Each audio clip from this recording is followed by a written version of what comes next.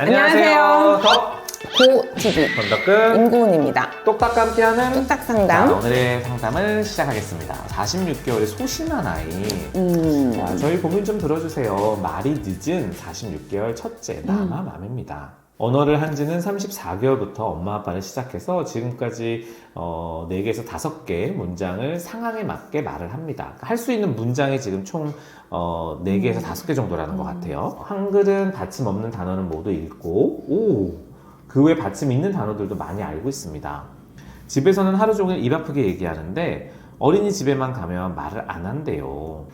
담임 선생님께서는 친구들과는 티키타카가 안 됩니다. 체육 활동 등을 할 때는 이름을 불러서 지시하면 그제서야 움직이고 먼저 스스로 할 때는 없다고 하시더라고요. 친구들이 장난감을 가져가도 가만히 있고 아이가 그냥 조용히 있으면 있는지 없는지 모를 정도라고 하시더라고요. 원에서도 특별히 신경 쓰고 돌봐준다고 하십니다. 제 아이라서 그런지 제가 봤을 때는 문제가 없다 생각이 되는데 상담하고부터는 계속 고민입니다. 이런 상황에서 집에서는 아이에게 어떤 방법으로 도와줘야 될까요? 도와주세요. 여기서 제일 지금 눈에 띄게 제가 사연을 지금 봤는데 이제 중요한 거는 얘가 초어가 34개월이라는 게 되게 늦거든요. 엄마 아빠가 보통 돌에서 시작을 해가지고 보통은 이제 18개월에 2단어 문장, 2돌이면 어느 정도 문장 발화가 이제 좀 유창해져서 퀄리티가 좋아져야 되고 한 3돌이면 2단어 이상을 그리고 그래서 접속사를 이용해서 이제 본문이 나와야 되고 그리고 이제 3돌쯤부터는 맥락에 맞는 이야기를 해야 되거든요. 근데 얘가 언어가 좀 늦었어요. 그래서 언어가 느렸던 아이들이 실제로 좋은 문제나 화용 언어 문제가 있는 경우들이 있어요. 그래서 뭐 단순히 선택적 항구증 이런 거는 별개지만 실제로 언어 능력 자체가 이제 집에서 어머니가 생활할 때 쓰는 언어들은 범위가 넓진 않거든요. 익숙한 언어들이고 그런 맥락에 맞게 잘 이야기를 하는 것 같지만 또래 친구들하고 이제 또 문제가 되는 거는 이제 티키타카가 안 된다는 거. 이게 또래 친구들의 대화는 되게 돌발 변수가 많고요. 자기가 예측하지 못하는 상황이 많은데 의외로 언어 능력 문제일 수는 있을 것 같다는 생각이 사실 조금 들어요. 그래서 이제 소심하고 기질적으로 불안이 높아서 함구증 종류가 되려면 기본적인 언어 문제는 없어야 돼요. 진단 기준상. 그리고 자폐성은 아니어야 돼요. 근데 자폐성 이런 종류는 아닐 것 같고요. 집에서 어머니랑 상호작용이 잘 되는 거를 봤을 때 그래서 생각보다 어휘력이라든지 맥락에 맞는 화용 언어 능력이 많이 떨어져 있을 수도 있고 말이 좀 늦된 애들 중에서는 발음이 부정확한 경우들이 많거든요. 아직 이제 다른 애들 돌부터 막 말을 시작했던 게 거의 3돌 다 돼서 말이 갑자기 터지면 발음이 조금 뭉개져요. 그럼 이렇게 되면은 티키타카 할 때 내가 얘기를 했는데 다른 친구가 이렇게 돼버리면은 계속 말이 끊기다 보면 애들이 그냥 말을 탁 닫아버리는 경우가 있어서 의외로 좋은 문제일 수도 있거든요. 지금 예전에 말 안 할 때 비해서는 지금 되게 유창해 보이기는 하지만 또래 수준에는 못 미칠 수 있거든요. 그래서 이 아이 같은 경우에는 언어평가 한번 받아보시는 게 좋을 것 같아요. 그래서 친구가 예를 들어서 장난감을 가지고 가면 그 순간 바로 야 그거 내 거야 가져가지 마가 그쵸? 나와야 되는데 속으로는 생각을 하고서 저거 내 건데 저거 가져가면 안 되는데 라고 하지만 이게 바로 터져나오지 않는 경우에 근데 이제 집에서 엄마랑은 편하니까 엄마는 또 잘 기다려주고 친구처럼 그냥 팽 가버리지 않기 때문에 자기가 얘기하고 생각한 대로 말이 나오지만 이제 그런 돌발 상황에서는 말문이 막혀버릴 수 있거든요. 근데 그게 선생님들이 볼 때는 그냥 조용한 아이로 보여주실 수 있기 프로그램을 만들지 때문에 않으니까 아이가 그렇기 때문에 한번 일단 언어 그 검사가 한번 필요할 것 같기는 하고요. 또 이제 이거를 성향적으로 봤을 때는 사실 이제 어머님 걱정하시는 게 어떤 방법으로 도와줘야 할까 이거를 이제 언어적인 문제가 없는데 내성적인 아이라라고 간주를 했을 때 그런 경우는 이제 어떻게 도와줄 수가 있을까요? 기다려야죠. 근데 이제 저희가 선택적 항구증 이런 것들이 집에서는 말 잘하는데 특정 상황에서 얘가 이제 말을 안 하는 것들인데 이거 같은 경우에는 적어도 이제 이 진단 기준들이 있어요. 그러면은 특정 상황에서 항상 동일하게 말을 안 해야 돼요. 어떤 날은 좀 했다가 어떤 날은 안 한다. 사실 그런 거는 항구증 기준은 아니고요.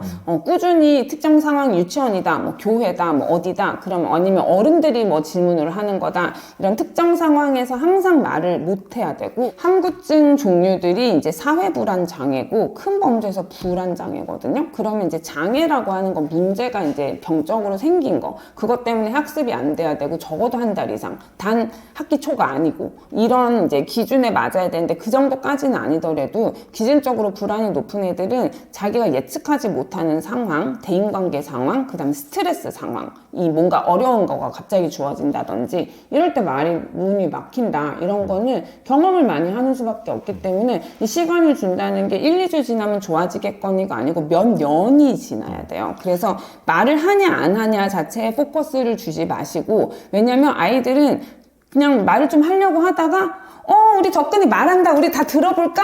하면 갑자기 또 말을 안 해줘요. 그러니까 자기가 말을 하지 않는다는 거에 사람들의 관심이 쏟아지면 하려다가도 안 되거든요. 그래서 말을 하냐 안 하냐는 더 이상 이슈는 아니고, 그럼에도 불구하고 유치원에 가면 내비두시고, 말을 하지 않아도 아이들이 놀거나 하는 말들을 보면서 다 모델링해서 학습하고 있거든요. 그래서 그럼에도 불구하고 친구들하고 놀이가 가능하고, 그럼에도 불구하고 학습이 가능하다. 그러면 이제 기다리셔야죠. 근데 보통은 말을 좀 잘 하지 않는 경우에 부모님이 두 분 중에 한 분이 굉장히 좀 이렇게 센 분이 계신 경우들이 많아요. 그 한 분 중에 가족 다이나믹이 좀 있거든요. 그래서 한 분이 조금 이렇게 세다는 게 막 애를 무섭게 하거나 이런 게 아니라 되게 고지식하고 좀 약간 경직된 분들, 이런 경우들이 있는 경우도 많거든요. 그래서 아이의 불안이 계속 트리거 되는 상황이 있을 수 있기 때문에 아이가 적응을 그래도 유치원 안 간다 정도가 아니면은 몇 년을 놓고 그냥 아이가 경험할 수 있게 기다려 주시고, 그게 안 된다 그러면 이제 놀이치료 같은 걸 좀 해야죠. 그리고 저는 이제 그 얘기를 하고 싶었어요. 남자아이이기 때문에 사실 언어가 일단 평가를 해서 치료가 필요하면 치료를 하겠지만,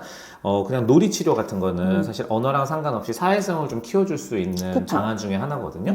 그렇기 때문에 이제 우리 어렸을 때 짐볼이 다니잖아요. 그런 개념처럼 그쵸. 이제 놀이 선생님과 이제 꼭 뭐 치료 센터에 있는 치료 선생님이 아니더라도 뭐 요즘엔 막 뭐 트니트니 선생님도 오고 잘 큰 선생님도 오고 그럴 수 있잖아요. 그래서 집에서 그런 분들을 엄마랑 놀아주는 것도 중요하겠지만 그런 분들 모신다거나, 아니면 이제 지금은 이제 4돌 정도 되면 생활체육을 다닐 수 있는 나이잖아요. 뭐 태권도도 시작할 수 있는 나이고, 아이가 그런 거를 너무 거부하지 않는다면, 예를 들어 막 태권도 하는데 가서 이제 무서워하고 싫어하고 이런 게 아니라면 이제 그런 거에 서서히 노출해 주는 것도 좋아요. 또래 같은 나이들끼리 뭐 태권도를 배운다거나 뭐 수영을 배운다거나 그런 운동적으로서도 얘가 부딪히면은 그쵸. 사실 그런 내성적인 성격이 조금씩은 거기 사회성이 더해질 수 있기 때문에 그런 단체 운동, 사실 뭐 축구 같은 경우도 이제 같이 시작해 볼 수도 있는 거고 하니까 그런 거에서 사실 그런 말이 필요 없잖아요. 여기 누가 패스해라고 했을 때 그냥 공차할 수 있는 능력만 있으면 되는 거기 때문에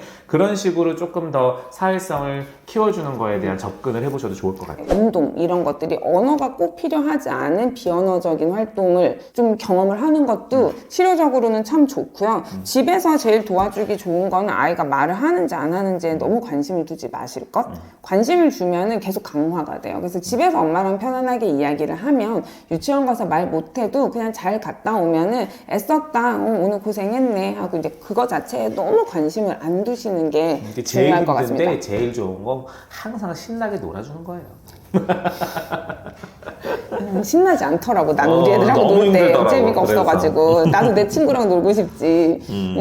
근데 이제 사실 부모님도 불안이 높으신 분들이 많거든요. 아이들이 뭐 이렇게 나가서 조금 소심하고 이런 경우는 대충 성향이 비슷하기 때문에 우리 애가 또 이렇게 힘들면 어떡하죠 걱정이 돼서 너무 거기에 골몰하시면 아이가 나는 좀 문제 있는 애인가 봐 이러면서 자기 상이 나빠질 수 있으니까 엄마의 불안, 아빠의 불안을 감수하고도 중요하지 않게 생각하고 아이를 조금 내버려 두시는 그래서 용기가 일단 필요합니다. 정리해서 설명을 드리면 이제 소심한 아이이긴 하지만 혹시라도 언어적인 부분이 조금 부담스러울 수 있으니까 언어 그 평가를 한번 받아보시기를 권해드리고요. 소심한 성격을 키워주기 위해서 이제 집에서 좀 활동적인 거를 시켜줄 수 있지만 그런 활동적인 그 액티비티 자체가 애한테 스트레스가 될 수 있기 때문에 그건 아이를 성향을 잘 보면서 그렇죠. 그게 이제 가감해야지. 무리하게 그거를 요구하고 이걸 해야 해 이러실 필요는 없고, 얘가 그런 거에 좀 즐거움을 찾는 것 같으면 그런 단체 운동 같은 것도 한번 고려해 보시면 좋을 것 같습니다. 네, 네, 여기까지 하겠습니다. 감사합니다. 안녕히 계세요.